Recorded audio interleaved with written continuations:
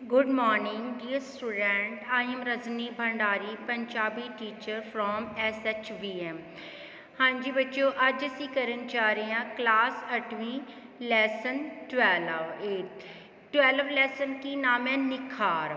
ਹਾਂਜੀ, ਇਸ ਪਾਠ ਦੇ ਉਦੇਸ਼ ਕੀ ਹੈ? ਇਸ ਪਾਠ ਵਿੱਚ ਦੱਸਿਆ ਗਿਆ ਹੈ ਕਿ ਸਾਨੂੰ ਵੱਧ ਤੋਂ ਵੱਧ ਗਿਆਨ ਹਾਸਿਲ ਕਰਨਾ ਚਾਹੀਦਾ ਹੈ ਤੇ ਪਰ ਆਪਣੇ ਪੁਰਾਣੇ ਗਿਆਨ ਜੋ ਹਾਸਿਲ ਕੀਤਾ ਹੋਇਆ ਹੈ ਉਸ ਦੇ ਵਿੱਚ ਵੀ ਨਿਖਾਰ ਲਿਆਉਣ ਦੇ ਲਈ ਯਤਨਸ਼ੀਲ ਰਹਿਣਾ ਚਾਹੀਦਾ ਹੈ। ਇਹ ਨਹੀਂ ਹੈਗੀ ਕਿ ਅਸੀਂ ਜਿਹੜੇ ਪਹਿਲਾਂ ਗਿਆਨ ਹਾਸਿਲ ਕੀਤਾ ਹੈ ਉਸ ਦੇ ਵਿੱਚ ਕੋਈ ਨਵੀਂ ਚੀਜ਼ ਨਾ ਜੋੜੀਏ। ਤੁਹਾਨੂੰ ਪਤਾ ਹੈ ਕਿ ਕੁਛ ਨਾ ਕੁਛ ਸੁਧਾਰ ਹੁੰਦੇ ਰਹਿੰਦੇ ਹਨ। ਅਸੀਂ ਆਪਣੇ ਜਿਹੜੇ ਪੁਰਾਣੇ ਗਿਆਨ ਦੇ ਵਿੱਚ ਵੀ ਸੁਧਾਰ ਕਰਨਾ ਹੈ, ਨਿਖਾਰ ਲਿਆਉਣ ਦੀ ਕੋਸ਼ਿਸ਼ ਕਰਨੀ ਹੈ।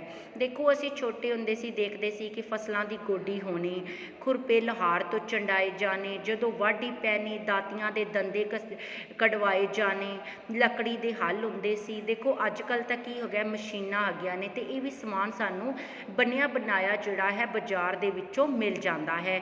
ਇਨਸਾਨ ਨੂੰ ਕੋਈ ਵੀ ਮਿਹਨਤ ਕਰਨ ਦੀ ਜ਼ਰੂਰਤ ਨਹੀਂ ਪੈਂਦੀ। ਪਹਿਲਾਂ ਕੀ ਹੁੰਦਾ ਸੀ ਕਿ ਸਾਰੇ ਕੰਮ ਆਪ ਹੀ ਕਰਨੇ ਪੈਂਦੇ ਸੀ। ਜਦੋਂ ਵੀ ਫਸਲਾਂ ਦੀ ਕਟਾਈ ਸ਼ੁਰੂ ਹੋ ਜਾਂਦੀ ਤਾਂ ਸਾਨੂੰ ਪਹਿਲਾਂ ਆਪਣੇ ਹਥਿਆਰਾਂ ਬਾਰੇ ਸੋਚਣਾ ਪੈਂਦਾ ਕਿ ਅਸੀਂ ਉਸ ਦੇ ਵਿੱਚ ਵੇਖੀਏ ਕਿ ਕੋਈ ਸੁਧਾਰ ਕਰਨ ਦੀ ਜ਼ਰੂਰਤ ਤਾਂ ਨਹੀਂ ਹੈਗੀ। ਜਦੋਂ ਦੁਪਹਿਰ ਵੇਲੇ ਹਾਲੀ ਲੋਹਾਰ ਦੇ ਕਾਰਖਾਨੇ ਦੇ ਅੱਗੇ ਹੱਲ ਦੇ ਫਾਲੇ ਤੇਜ਼ ਕਰਾਉਂਦੇ। ਦਾਦੀ ਮਾਂ ਦੀ ਵੀ ਗੱਲ ਆਉਂਦੀ ਹੈ ਕਿ 60 ਸਾਲ ਦੀ ਉਮਰ ਵਿੱਚ ਹੁੰਦੀ ਸੀ, ਉਹ ਚੱਕੀ ਪੀਂਦੀ ਸੀ। ਉਹਨੇ ਦੇਖਣਾ ਕਿ ਵੀ ਮੈਂ ਰੋਜ਼ ਚੱਕੀ ਪੀਂਦੀ ਹਾਂ, ਆਟਾ ਬਣਾਉਂਦੀ ਹਾਂ, ਤਾਂ ਮੈਂ ਦੇਖਾਂ ਜਿਹੜੇ ਚੱਕੀ ਦੇ ਪੁੜ ਹੁੰਦੇ ਨੇ, ਠੀਕ ਹੈ, ਉਹਨਾਂ ਵਿੱਚ ਕੋਈ ਨੁਕਸ ਤਾਂ ਨਹੀਂ ਆ ਗਿਆ, ਘਸ ਤਾਂ ਨਹੀਂ ਕਿਧਰੇ ਗਏ।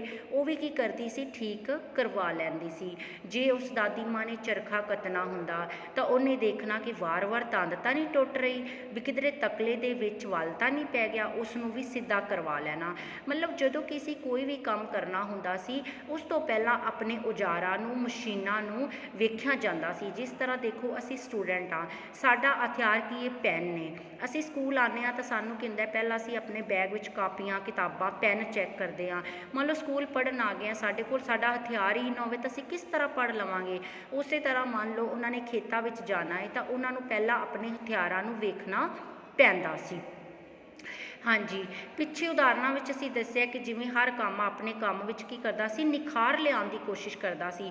ਉਹਨੂੰ ਹੁੰਦਾ ਸੀ ਕਿ ਮੇਰਾ ਜਿਹੜਾ ਹਥਿਆਰ ਹੈ, ਸੰਦ ਹੈ, ਵਧੀਆ ਹੋਏਗਾ ਤਾਂ ਮੇਰਾ ਅੱਗੋਂ ਕੰਮ ਵੀ ਜਿਹੜਾ ਵਧੀਆ ਹੋ ਜਾਵੇਗਾ। ਵਿੱਦਿਆ ਪ੍ਰਾਪਤ ਕਰਨ ਵਾਲੇ ਜਿਹੜੇ ਵਿਦਿਆਰਥੀ ਨੇ ਉਹਨੂੰ ਕੀ ਅਸੀਂ ਵਿੱਦਿਆ ਵਾਲਿਆਂ ਨੂੰ ਕੀ ਕਹਿੰਦੇ ਹਾਂ? ਵਿਦਿਆਰਥੀ ਕਹਿ ਦਿੰਦੇ ਹਾਂ। ਜਿਹੜਾ ਵਿਗਿਆਨ ਦੀ ਵਿੱਦਿਆ ਹਾਸਿਲ ਕਰਦਾ ਹੈ ਉਸ ਨੂੰ ਅਸੀਂ ਕੀ ਕਹਿ ਦਿੰਦੇ ਹਾਂ? ਇਹ ਤਾਂ ਬੰਦਾ ਵਿਗਿਆਨਿਕ ਸੋਚ ਵਾਲਾ ਹੈ। ਜਿਹੜਾ ਸਮਾਜ ਵਿਗਿਆਨ SS ਦਾ ਵਿਸ਼ਾ ਹਾਸਿਲ ਕਰਦਾ ਹੈ ਉਹਨੂੰ ਕੀ ਹੁੰਦਾ ਕਿ ਸਮਾਜ ਬਾਰੇ ਜ਼ਿਆਦਾ ਜਾਣਕਾਰੀ ਹੁੰਦੀ ਹੈ, ਸਮਾਜ ਵਿੱਚ ਕਿਸ ਤਰ੍ਹਾਂ ਰਹਿਣਾ ਹੈ, ਇਹ ਤਰੀਕਾ ਉਸ ਨੂੰ ਸੋਹਣੇ ਢੰਗ ਦੇ ਨਾਲ ਆ ਜਾਂਦਾ ਹੈ। ਇਵੇਂ ਹੀ ਹੋਰ ਕਈ ਯੋਗਤਾਵਾਂ ਹਨ। ਬਹੁਤ ਸਾਰੀਆਂ ਜਮਾਤਾਂ ਪੜ੍ਹ ਕੇ ਵੀ ਸਿਆਣੇ ਲੋਕ ਕੁਛ ਨਾ ਕੁਛ ਸਿੱਖਦੇ ਰਹਿੰਦੇ ਨੇ। ਦੇਖੋ, ਹੁਣ ਅਸੀਂ ਪੜ੍ਹਾਈ ਛੱਡ ਦਿੰਦੇ ਹਾਂ, ਆਪਣੇ ਪੇਰੈਂਟਸ ਨੇ ਕਿ ਉਹ ਨਹੀਂ ਕੁਛ ਵੀ ਸਿੱਖ ਰਹੇ, ਉਹਨਾਂ ਨੇ ਪੜ੍ਹਾਈ ਛੱਡ ਦਿੱਤੀ ਹੈ ਤਾਂ ਉਹਨਾਂ ਨੇ ਦੇਖੋ ਸਿੱਖਣਾ ਸਾਰੀ ਉਮਰ ਨਾਲ ਰਹਿੰਦਾ ਹੈ। ਸਿਰਫ ਪੜ੍ਹਾਈ ਨਹੀਂ ਹੈਗੀ, ਉਸ ਤੋਂ ਬਿਨਾਂ ਵੀ ਕਈ ਤਜਰਬੇ ਨੇ ਜਿਹੜੇ ਸਾਨੂੰ ਸਿੱਖਣੇ ਪੈਂਦੇ ਨੇ। ਜਿਵੇਂ ਖੁਰਪੇ, ਕਹੀ, ਹੱਲ ਨੂੰ ਚੰਡਣ ਦੀ ਲੋੜ ਹੁੰਦੀ ਹੈ, ਤਿਵੇਂ ਆਪਣੀ ਵਿੱਦਿਆ ਨੂੰ ਵੀ ਨਵਾਂ ਕਰਨਾ ਹੁੰਦਾ ਹੈ। ਮੰਨ ਲਓ ਹੁਣ ਟੀਚਰ ਹੈ, ਅਧਿਆਪਕ ਬਣ ਜਾਂਦੇ ਹਾਂ ਅਸੀਂ, ਸਾਡੇ ਸਮੇਂ ਦੀ ਪੜ੍ਹਾਈ ਅਤੇ ਅੱਜ ਦੀ ਪੜ੍ਹਾਈ ਵਿੱਚ ਬੜਾ ਫਰਕ ਹੈ। ਜੇ ਹੁਣ ਅਸੀਂ ਕਹੀਏ ਨਵੀਆਂ ਕਿਤਾਬਾਂ ਨੂੰ ਅਸੀਂ ਵੇਖੀਏ ਨਾ, ਇਹਨਾਂ ਵਿੱਚ ਸੁਧਾਰ ਨਾ ਕਰੀਏ ਤਾਂ ਅਸੀਂ ਕਿਵੇਂ ਬੱਚਿਆਂ ਨੂੰ, ਆਉਣ ਵਾਲੀ ਜਨਰੇਸ਼ਨ ਨੂੰ ਪੜ੍ਹਾ ਸਕਦੇ ਹਾਂ। ਇਸੇ ਵਾਸਤੇ ਸਾਨੂੰ ਆਪਣੇ ਪੁਰਾਣੇ ਗਿਆਨ ਦੇ ਵਿੱਚ ਵੀ ਸੁਧਾਰ, ਨਿਖਾਰ ਲਿਆਉਣਾ ਪੈਂਦਾ ਹੈ। ਕਈ ਕੰਪਨੀਆਂ ਨੇ ਆਪਣੇ ਮੁਲਾਜ਼ਮਾਂ ਨੂੰ ਨਵੇਂ ਕੋਰਸ ਲਈ ਵੀ ਭੇਜ ਦਿੰਦੀਆਂ ਨੇ। ਦੇਖੋ, ਜਦੋਂ ਵੀ ਕੋਈ ਜਿਵੇਂ ਹੁਣ ਨਵੀਂ ਐਜੂਕੇਸ਼ਨ ਪੋਲਿਸੀ ਆਏਗੀ ਉਹਦੇ ਵਿੱਚ ਨਵੇਂ ਕੋਰਸ ਵੀ ਕਰਵਾਏ ਜਾਣਗੇ ਅਧਿਆਪਕਾਂ ਨੂੰ। ਦੇਖੋ, ਜੇ ਅਧਿਆਪਕਾਂ ਨੂੰ ਕੋਰਸ ਕਰਵਾਏ ਜਾਣਗੇ ਫਿਰ ਹੀ ਉਹ ਬੱਚਿਆਂ ਨੂੰ ਪੜ੍ਹਾ ਪਾਉਣਗੇ। ਡਾਕਟਰਾਂ ਨੂੰ ਵੀ ਸਮੇਂ-ਸਮੇਂ 'ਤੇ ਇਲਾਜ ਦੇ ਨਵੇਂ ਤਰੀਕੇ ਲੱਭਣੇ ਪੈਂਦੇ ਨੇ। ਦੇਖੋ, ਪਹਿਲਾਂ ਆਪਰੇਸ਼ਨ ਕਿਸ ਤਰ੍ਹਾਂ ਹੁੰਦੇ ਸੀ, ਅੱਜ ਕੱਲ੍ਹ ਆਪਰੇਸ਼ਨ ਜਿਹੜੇ ਹੈ ਸਰਜਰੀਆਂ ਹੋਣ ਲੱਗ ਗਏ ਨੇ, ਦੂਰਬੀਨਾਂ ਨਾਲ ਹੋ ਰਹੇ ਨੇ। ਇਹ ਨਵੀਆਂ ਖੋਜਾਂ ਹੀ ਕੱਢੀਆਂ ਜਾ ਰਹੀਆਂ ਨੇ। ਸਕੂਲ ਅਧਿਆਪਕਾਂ ਦੀ ਰੀਫਰੈਸ਼ਰ ਕੋਰਸ ਲੱਗਦੇ ਨੇ। ਹੁਣ ਤਾਂ ਕਿਸਾਨ ਵੀ ਖੇਤੀਬਾੜੀ ਦੇ ਜਿਵੇਂ ਨਵੇਂ ਢੰਗਾਂ ਦੀ ਜਾਣਕਾਰੀ ਪ੍ਰਾਪਤ ਹੁੰਦੇ ਨੇ। ਦੇਖੋ, ਪਹਿਲਾਂ ਖੇਤੀਬਾੜੀ ਦੇ ਪੁਰਾਣੇ ਢੰਗ ਸੀ, ਪੁਰਾਣੇ ਬੀਜਾਂ ਦੀ ਵਰਤੋਂ ਕੀਤੀ ਜਾਂਦੀ ਸੀ, ਖਾਦਾਂ ਬਾਰੇ ਹੁਣ ਜਿਹੜਾ ਹੈ ਉਹਨਾਂ ਨੂੰ ਸਿਖਾਇਆ ਜਾਂਦਾ ਹੈ। ਖਿਡਾਰੀ ਹੈਗੇ ਨੇ, ਉਹਨਾਂ ਨੂੰ ਵੀ ਨਵੀਆਂ ਤਕਨੀਕਾਂ ਸਿਖਾਈਆਂ ਜਾਂਦੀਆਂ ਨੇ। ਉਹਨਾਂ ਦੇ ਕੋਚ ਉਹਨਾਂ ਨੂੰ ਨਿੱਕੀ ਗੱਲ ਬਾਰੇ ਦੱਸਦੇ ਰਹਿੰਦੇ ਨੇ, ਅਭਿਆਸ ਕਰਵਾਉਂਦੇ ਰਹਿੰਦੇ ਨੇ। ਦੇਖੋ, ਸਾਨੂੰ ਬਹੁਤ ਸਾਰਾ ਨਵਾਂ ਗਿਆਨ ਹੈ। ਦੇਖੋ, ਹੁਣ ਪੁਰਾਣਾ ਤਾਂ ਆਪਣਾ ਗਿਆਨ ਹੋ ਜਾਂਦਾ ਹੈ। ਜੇ ਅਸੀਂ ਚਾਹੁੰਦੇ ਹਾਂ ਕਿ ਅਸੀਂ ਨਵੇਂ ਜ਼ਮਾਨੇ ਦੇ ਨਾਲ ਚੱਲੀਏ ਚੱਲੀਏ ਤਾਂ ਸਾਨੂੰ ਅਖਬਾਰਾਂ ਪੜ੍ਹਨੀਆਂ ਚਾਹੀਦੀਆਂ ਨੇ, ਟੀਵੀ ਤੋਂ ਗਿਆਨ ਹਾਸਿਲ ਕਰਨਾ ਚਾਹੀਦਾ ਹੈ, ਰੇਡੀਓ ਤੋਂ, ਰਸਾਲਿਆਂ ਤੋਂ। ਲਾਇਬ੍ਰੇਰੀ ਵੀ ਇਸ ਕੰਮ ਦੇ ਲਈ ਸਹਾਇਕ ਹੋ ਸਕਦੀ ਹੈ।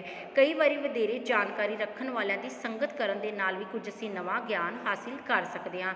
ਦੇਖੋ ਅਖਬਾਰਾਂ ਵਿੱਚ ਅਪ ਟੂ ਡੇਟ ਨੌਲੇਜ ਹੁੰਦੀ ਹੈ, ਟੀਵੀ ਦੇ ਵਿੱਚ ਪਤਾ ਚੱਲਦਾ ਹੈ ਵੇਖੋ ਕੌਣ ਸਬਜੈਕਟ ਚੇਂਜ ਹੋ ਗਿਆ ਹੈ, ਕਿਹੜਾ ਲੈਸਨ ਕੱਟਿਆ ਗਿਆ ਹੈ, ਕਿਹੜਾ ਨਵਾਂ ਆ ਗਿਆ ਹੈ। ਇਹ ਸਾਨੂੰ ਕਿੱਥੋਂ ਪਤਾ ਚੱਲਦਾ ਹੈ? ਅਖਬਾਰਾਂ ਦੇ ਰਾਹੀਂ, ਟੀਵੀ ਦੇ ਰਾਹੀਂ, ਰਸਾਲਿਆਂ ਦੇ ਰਾਹੀਂ। ਅੱਜ ਦੇ ਸਮੇਂ ਵਿੱਚ ਗਿਆਨ ਤਾਂ ਬੜੀ ਤੇਜ਼ੀ ਨਾਲ ਫੈਲ ਰਿਹਾ। ਦੇਖੋ ਹੁਣ ਜੇ ਅੱਜ ਮੋਬਾਈਲ ਨਾ ਹੁੰਦੇ ਤਾਂ ਕੀ ਆਪਾਂ ਘਰ ਬੈਠੇ ਆਨਲਾਈਨ ਸਟੱਡੀ ਕਰ ਪਾਣੀ ਸੀ? ਟੀਚਰ ਨੇ ਵੀ ਪਹਿਲਾਂ ਉਹਦਾ ਮਤਲਬ ਨਿਖਾਰ ਲਿਆਂਦਾ, ਵੱਲ ਸਿੱਖਿਆ, ਫਿਰ ਹੀ ਬੱਚਿਆਂ ਤੱਕ ਇਹ ਗਿਆਨ ਨੂੰ ਫੈਲਾਇਆ। ਜੋ ਜਾਣਕਾਰੀ ਅੱਜ ਨਵੀਂ ਹੈ ਉਹ ਕੱਲ੍ਹ ਨੂੰ ਪੁਰਾਣੀ ਹੋ ਜਾਣੀ ਹੈ। ਸਮੇਂ ਦੇ ਨਾਲ ਦੇਖੋ ਸਾਰਾ ਕੁਝ ਬਦਲ ਰਿਹਾ ਹੈ। ਇਸ ਵਾਸਤੇ ਜ਼ਰੂਰੀ ਹੈ ਕਿ ਜਿਹੜਾ ਕੰਮ ਅਸੀਂ ਕਰਨਾ ਹੈ ਉਸ ਲਈ ਪੂਰੇ ਤਿਆਰ ਹੋ ਜਾਈਏ। ਮੰਨ ਲਓ ਆਨਲਾਈਨ ਕਲਾਸਾਂ ਲਗਾਉਣੀਆਂ ਸੀ ਤਾਂ ਸਾਨੂੰ ਪਹਿਲਾਂ ਤਿਆਰ ਹੋਣਾ ਪਿਆ, ਪਹਿਲਾਂ ਖੁਦ ਵੱਲ ਸਿੱਖਣਾ ਪਿਆ, ਫਿਰ ਹੀ ਅਸੀਂ ਨਵੇਂ ਵੱਲ ਜਿਹੜੇ ਨੇ ਤੁਹਾਡੇ ਸਾਹਮਣੇ ਪੇਸ਼ ਕਰ ਸਕੇ। ਬੱਚੇ ਹੈ ਵਿਚਾਰੇ ਪਹਿਲਾਂ ਸਕੂਲ ਦੇ ਅੰਦਰ ਪੜ੍ਹਦੇ ਸੀ, ਹੁਣ ਉਹਨਾਂ ਨੂੰ ਵੀ ਮੋਬਾਈਲ ਤੋਂ ਪੜ੍ਹਨਾ ਪਿਆ, ਵੱਲ ਸਿੱਖਣਾ ਪਿਆ, ਕਿਵੇਂ WhatsApp ਚਲਾਉਣਾ ਹੈ, ਕਿਵੇਂ ਵੀਡੀਓ ਸੁਣਨੀ ਹੈ, ਕਿਵੇਂ PDF ਬਣਾਉਣੀ ਹੈ। ਬੱਚੇ ਵੀ ਟੀਚਰਸ ਦੇ ਨਾਲ ਟ੍ਰੇਨਡ ਹੋ ਰਹੇ ਨੇ। ਇਸੇ ਤਰ੍ਹਾਂ ਦੇਖੋ ਅਸੀਂ ਸਮੇਂ ਦੇ ਬਦਲਦੇ ਨਾਲ ਅਸੀਂ ਆਪਣੇ ਆਪ ਨੂੰ ਵੀ ਬਦਲ ਰਹੇ ਹਾਂ। ਸਕੂਲ ਵਿੱਚ ਲੱਗੀਆਂ ਪਾਠ ਪੁਸਤਕਾਂ ਜਾਗ ਲਗਾਉਣ ਦਾ ਕੰਮ ਕਰਦੀਆਂ ਨੇ। ਅੱਗੇ ਅਸੀਂ ਆਪ ਸਿੱਖਣਾ ਹੈ। ਦੇਖੋ ਸਾਨੂੰ ਵੱਲ ਤਾਂ ਦੇਖੋ ਸਿਖਾਇਆ ਜਾਂਦਾ ਪਰ ਸਾਡੇ ਵਿੱਚ ਵੀ ਸਿੱਖਣ ਦੀ ਲਗਨ ਹੋਣੀ ਚਾਹੀਦੀ ਹੈ। ਅੱਗੇ ਅਸੀਂ ਆਪ ਸਿੱਖਣਾ ਹੈ। ਲਗਨ, ਮਿਹਨਤ, ਅਭਿਆਸ ਦੇ ਨਾਲ ਹੀ ਅਸੀਂ ਆਪਣੇ ਕੰਮ ਦੇ ਵਿੱਚ ਨਿਖਾਰ ਲਿਆਉਣਾ ਹੈ। ਇਸ ਤਰ੍ਹਾਂ ਕੰਮ ਕਰਨ ਵਾਲਾ ਆਪਣੇ ਕੰਮ ਕਿੱਤੇ ਦਾ ਮਾਹਿਰ ਬਣ ਜਾਏਗਾ। ਅੱਜ ਕੱਲ੍ਹ ਮਾਹਿਰਾਂ ਦੀ ਮੰਗ ਹਰ ਤਰ੍ਹਾਂ ਹੈ। ਇਸ ਤਰ੍ਹਾਂ ਕੀਤੀ ਮਿਹਨਤ ਦਾ ਮੁੱਲ ਜ਼ਰੂਰ ਮਿਲੇਗਾ। ਦੇਖੋ ਇਹਦੇ ਵਿੱਚ ਇਹ ਦੱਸਿਆ ਗਿਆ ਕਿ ਗਿਆਨ ਦੀ ਕੋਈ ਸੀਮਾ ਨਹੀਂ ਹੈਗੀ। ਮੰਨ ਲਓ ਅਸੀਂ ਹੁਣ ਟੀਚਰ ਲੱਗ ਗਿਆ ਤਾਂ ਅਸੀਂ ਕਹੀਏ ਕਿ ਅਸੀਂ ਗਿਆਨ ਨਾ ਹਾਸਿਲ ਕਰੀਏ। ਦੇਖੋ ਗਿਆਨ ਇਹ ਜਿਹੀ ਚੀਜ਼ ਹੈ, ਇਨਸਾਨ ਖਤਮ ਹੋ ਸਕਦਾ ਹੈ ਲੇਕਿਨ ਗਿਆਨ ਕਦੇ ਵੀ ਨਹੀਂ ਖਤਮ ਹੋ ਸਕਦਾ। ਸਾਨੂੰ ਸਮੇਂ 'ਤੇ ਨਵੀਂ ਜਾਣਕਾਰੀ ਲੈਂਦੇ ਰਹਿਣਾ ਚਾਹੀਦਾ ਹੈ। ਆਪਣੇ ਗਿਆਨ ਦੇ ਵਿੱਚ ਨਿਖਾਰ ਲਿਆਉਣਾ ਚਾਹੀਦਾ ਹੈ। ਜਿਵੇਂ ਹੁਣ ਤੁਸੀਂ 7th ਕਲਾਸ ਹੋ ਜਾਂ 8th ਕਲਾਸ ਵਾਲੇ, ਤੁਸੀਂ ਕੋ ਪਿਛਲਾ ਸਾਨੂੰ ਮਤਲਬ ਆਉਂਦਾ ਹੈ ਕੰਮ, ਨਹੀਂ।